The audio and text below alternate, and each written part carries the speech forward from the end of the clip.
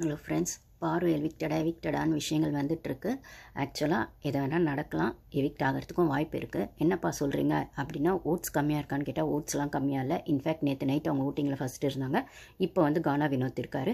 So மாறி மாறி வந்துட்டுருக்காங்க. பெரிய டிஃப்ரென்ஸ் கூட இல்லை. 1000 ஓட்ஸ் டிஃப்ரென்ஸ் தான் இருக்குது. அப்புறம் ஏன் எவிக்ட் பண்ண பார்க்குறாங்க அப்படின்னு சொன்னால், இவங்களுக்கு வந்து இன்னொன்று சொன்னோன்னா அந்த அடல்ட் கண்டென்ட் அப்படிங்கிற மாதிரி ஒரு ரீசன் சொல்கிறாங்க. இது கமருதீனால தான் ஆப்வியஸாக அப்படின்னு ஊருக்கே தெரியும். ஆனால் இவங்க எப்போ ப்ரொஜெக்ட் பண்ணுறது எப்படி?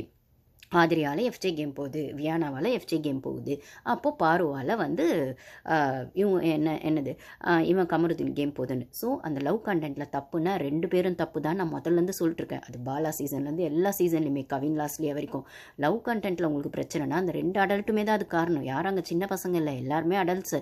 அப்போது அந்த லவ் கண்டென்ட் தான் உங்களுக்கு பிரச்சனைனா 2 பேரையும் தூக்குங்க, 2 பேருக்கும் வார்னிங் கொடுங்க. அது என்ன அதில் எப்போ பாரு பொண்ணுங்களே விட்டு அவங்க தான் காரணம்னு சொல்லி அவங்களால அந்த ஆம்பளுக்கு கேம் பாதிக்கப்படுதுன்னு சொல்லி விஷால் தர்ஷிகா வரும்போதும் நீங்கள் தர்ஷிகா வெளில அனுப்புவீங்க, விஷாலை உள்ளே வச்சு ரன்னர் ஆக்குவீங்க. இப்போ கமருதீன் பாருன்னு வந்தாலும் பாருவை வெளில அனுப்பிச்சிட்டு கமருதீனை ரன்னர் ஆக்குவீங்க. எஃப்ஜே வியானான்னு வந்தாலும் வியானா வெளில அனுப்ப பிளான் பண்ணுவீங்க, ஆனால் எஃப்ஜே உள்ளே வைப்பீங்க, ஆதிரியை வெளில அனுப்புவீங்க. அப்படின்னு சொல்லும்போது என்ன மாதிரி உங்களோட மைண்ட் செட்டில் நீங்கள் இந்த ஷோ நடத்துறீங்க? அதே மேல் சாவனிசம் ஷோ தானே.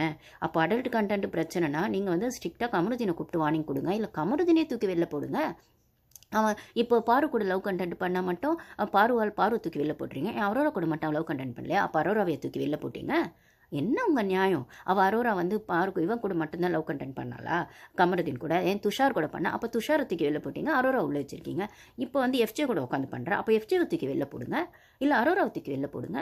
அப்போ வந்து நீங்கள் அந்த அடல்ட் கண்டென்ட் அவளது வந்து வெளில வந்து இப்போ வந்து ஒரு வாரமாக எல்லாத்தையும் ஸ்ப்ரெட் பண்ணி விட்டா, அவளை ஒரு 7-8 வாரமாக அவளை வந்து 1 எபிசோட்லேயும் நெகட்டிவாக பண்ணி அவள் விஷயங்களை மட்டுமே தப்பாக ப்ரொஜெக்ட் பண்ணிட்டு, அதுக்கப்புறம் அதனால வந்து எங்களுக்கு வந்துட்டு டீமுக்கு எத்திக்ஸ் போயிடுது, மாரல் போயிடுது அப்படின்னு சொன்னால், உங்களுக்கு 60 கேமராவில் ஏன் பார்வை மட்டுமே ஃபோக்கஸ் பண்ணுறீங்க? இல்லை கூப்பிட்டு வார்னிங் கொடுங்க. இல்லை அப்படி உங்களுக்கு சொன்னாலுமே கேட்கல அப்படின்னு சொன்னால் கமருதீனை தூக்கி வெளில போட்டால் உங்களுக்கு அரோரா கிட்டேருந்து கண்டென்ட் வராது. அரோரா தூக்கி வெளில போடுங்க. பாரு பாட்டு அவ கேம் ஆடுவா. கமருதீன் கேம் வந்து பாருவால் போகல, கமருதீனால தான் பாரு கேம் அஃபெக்ட் ஆகுது. இந்த வாரம் ஃபுல்லாக அந்த கமருதீனால தான் எங்கள் பாரு கேம் அஃபெக்ட் ஆகுது. நாங்கள் முதல்லேருந்து சொல்லிட்டுருக்கோம். அவளுக்கு எடுத்துக்கிற ஒரே இடம் அதுதான் அப்படின்னு சொல்கிற இடத்துல நீங்கள் கமருதீனை தூக்கி வெளில போட்டால் பாரு கேம் ஷைன் ஆக போகுது. உங்களுக்கு பாரு வேணுமா கமருதீன் வேணுமானா நீங்கள் எப்போ பாரு ஃபீமேல் கண்டஸ்டன்ட் தானே தூக்கி போடுவீங்க இந்த லவ் கண்டென்ட் விஷயத்துலலாம். அப்போ அந்த அடல்ட் கண்டென்ட் விஷயத்தில் திருப்பி வந்து ஹீரோவாக, ஏன்னா ஆம்பளைங்களெல்லாம் நீங்கள் ஹீரோ ஆக்கிடுவீங்க, எஃப்ஜேவை ஹீரோ ஆக்கிடுவீங்க, கமருதீனை ஹீரோ ஆக்கிடுவீங்க, கானா வினோத்தை ஹீரோ ஆக்கிடுவீங்க. அவன் கூட தான் அரோரா பின்னாடியே சுற்றிட்டு இருக்கான். அவன் நேற்று லைவ்லலாம் என்ன மாதிரி டான்ஸ் ஆடுறான் தெரியுமே, ஒரு மியூசிக் போடுறதுக்கு அவன் வந்து அந்த மாமி சாரியில் அந்த சிக்கனை பார்த்தோன்னே அம்மாவுக்கு அப்படியே டொப்பமைன் வந்துச்சு, அப்படியே ஆடுறான். நைட்டு அவள் அழும்போது வந்துட்டு இவன் தான் போயிட்டு வந்து